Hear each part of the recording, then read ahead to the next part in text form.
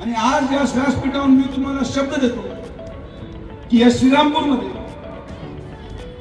पुढच्या कालावधीमध्ये मी सातत्याने येईल आणि मी जोपर्यंत श्रीरामपूर सोडणार नाही, जोपर्यंत रात्री 12 वाजता आपली मुलगी एकटी बाहेर फिरायला मोकळी होणार नाही, तोपर्यंत श्रीरामपूर सोडणार नाही.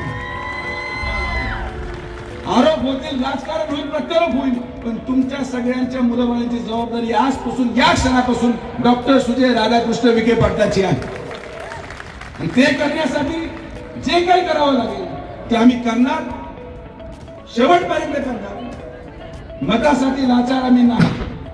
समाज सुरक्षित राहावा या दृष्टिकोनातून माननीय आमदार राधाकृष्ण विखे पाटील साहेबांची भूमिका आहे, कैलासवासी बाळासाहेब विखे पाटलांची भूमिका होती आणि आज माझी देखील भूमिका आहे. तर प्रत्येक वॉर्डाच्या कार्यक्रमामध्ये, जनता दरबारामध्ये लवकर भेटू, तुम्ही समस्या सांगा, सोडवणूक आम्ही करू, हा शब्द या ठिकाणी देतो.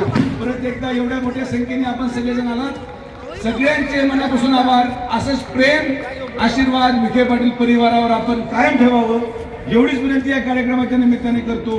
आणि फायनल राऊंडला पाटील साहेबांना विनंती करतो की